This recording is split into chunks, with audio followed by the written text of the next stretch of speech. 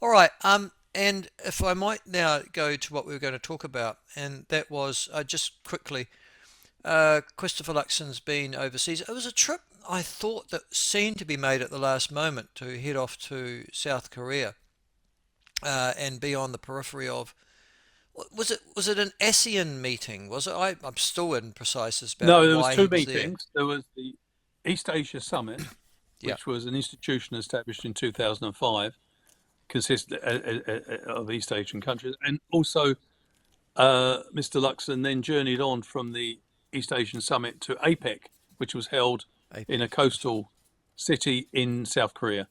To Right. be fair, I don't think it was a last minute thing. I think this government has targeted um, the Indo-Pacific, particularly Southeast Asia, as being a crucial area where New Zealand wants to diversify, build up its business relationships, trade. It makes a lot of sense in many respects because the Indo-Pacific has become the engine of the global economy, and so we need to be in there building relationships and friendships if we're going to get a share of the action. Uh, and you would have heard my introductory comments saying that New Zealand prime ministers, I think, well, that always, from my point of view, it must be just an impression I get. I don't know, but you'll be able to tell me, Robert, academically. They seem to do quite well in those sorts of environments, irrespective of their political stripe. Um, have I got that right? And is it due to the fact that we're a bit more sort of casual and laid back here, and our leaders tend to be as well? I do think I agree with what you said. I do think because New Zealand's a relatively informal society. I'll give you an example of this, Michael. When I first arrived in New Zealand back in the early 90s, I was teaching at the University of Surrey in the UK and I came here. And one thing that I was really taken by, and it really endeared me to the country immediately, was the fact that students would come up to you at the end of a lecture and call you Rob. They wouldn't. In the UK, it was much more hierarchical.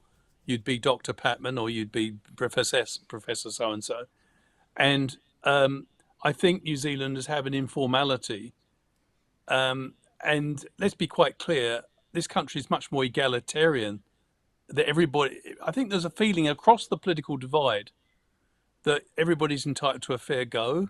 Mm. And I think that sort of attitude, that sort of feeling within society, that we're as good as anyone else, it carries itself way well internationally because you see leaders like Mr. Luxon, who strikes me as a bit of a people person anyway, um, feeling quite relaxed in a gathering and just stretching out his hand with a smile.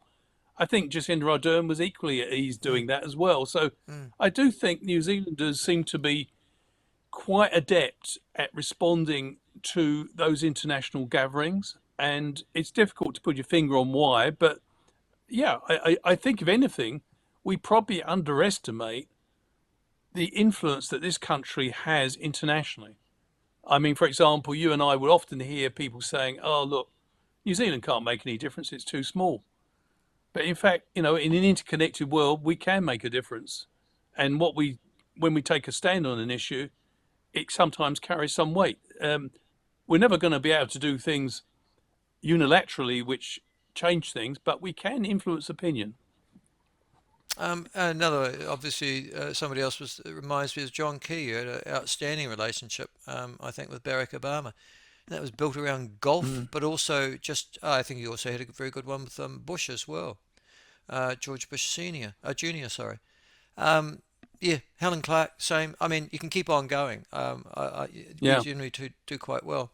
Listen, this these summits that trade. So you've linked them to trade, and obviously we're a trading nation, so we're driven. Our foreign affairs is driven to a large extent by it. Um, the relationship between New Zealand and the United States, which has always been close, but we've still got tariffs against us.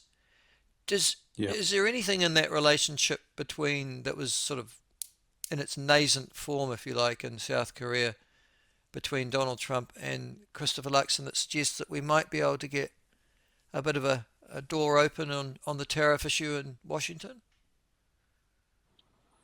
Well, you can never say never in politics, and the fact that the two leaders, Donald Trump and Mr. Luxon, had face-to-face contact, I think that's important to the president.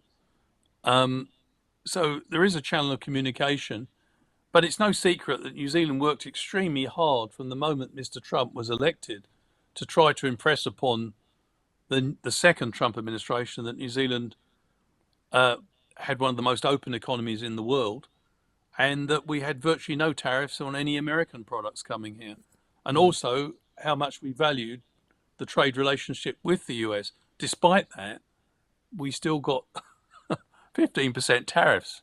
mm, Um, so, you know, you can never say never, but I'm not sure what's in it for the United States.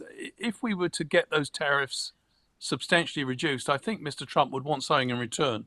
What sort of things would he want in return? He might want us to buy more military products from the United States.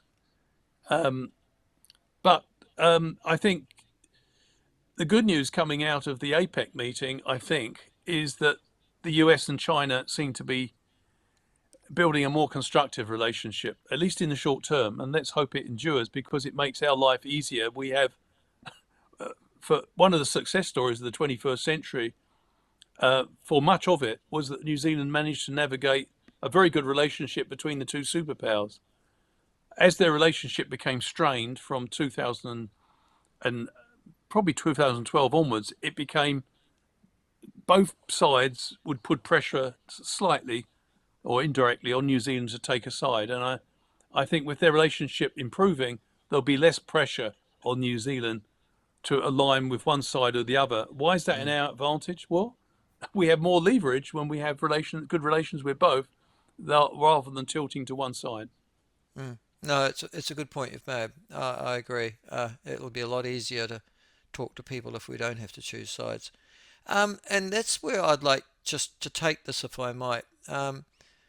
President Xi and Trump, it's been reported by international media that have agreed a temporary truce. I think Donald Trump came out very effusive, as he usually does, but he was effusive after this. Xi similarly made positive comments after their meeting. It was only short, but they suggested that things are better. Can I ask if that's likely to be maintained, do you think? Is there likely to be some sort of breakdown, or as other commentators are knowing, these people are going in different directions. This is just a sideshow. They are inevitably on collision course. No, I don't buy into the inevitability thing. I've heard that, and it's a widespread. And one thing that does sort of link or unite Democrats and Republicans in the US is enormous suspicion of China. Um, they see China as the biggest threat to America's number one status in the world. Mm, That's probably objectively correct. China is a second superpower. Um, but I think there's certain things that bring the two countries together. First of all, and you've touched on it, Mr. Trump, although he was effusive, has continually said, even when there's been tensions with China, that he really likes Xi Jinping, and that he believes he's a good leader, and he wants things to be good with China. A second thing is, and Scott Bessent, the U.S. Treasury Secretary, made this point.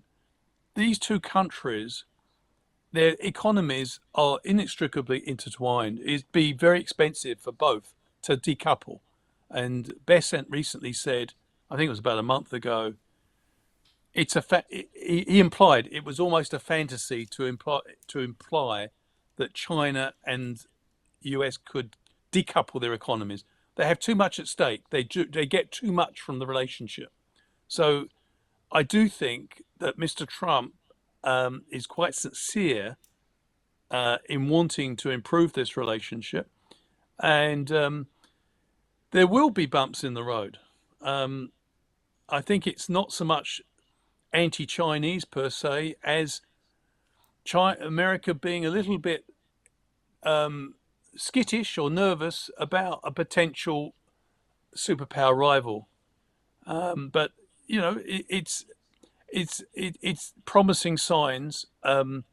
That under Mr. Trump, it's certainly been a roller coaster, and he has, I think, set himself the goal of quickly dominating China, it hasn't really worked out.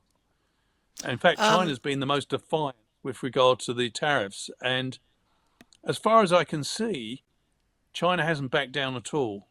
But Mr. Trump has perhaps drawn a breath and believed, well, on balance, constructive relationship with China is probably outweighs continued tensions. We'll wait and see. I think China certainly takes that view.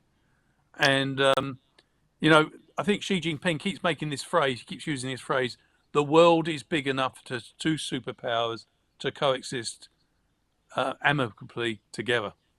So let's face it, if the US and China have a constructive relationship, um, it would certainly help the rest of the world. It wouldn't solve all the world's problems, but it would certainly, uh, remove some potential problems. yes, the agreement, as I understand, goes somewhere along the lines of the US will lower tariffs on Chinese imports to sort of normal. I mean, the normal tariffs that's imposed upon other Asian countries. And China will suspend controls on the export of rare earths, critical minerals without which you can't Mm. make smartphones, electric cars, and more importantly, military equipment. So you're suggesting that for both of them, it's a win-win, is it?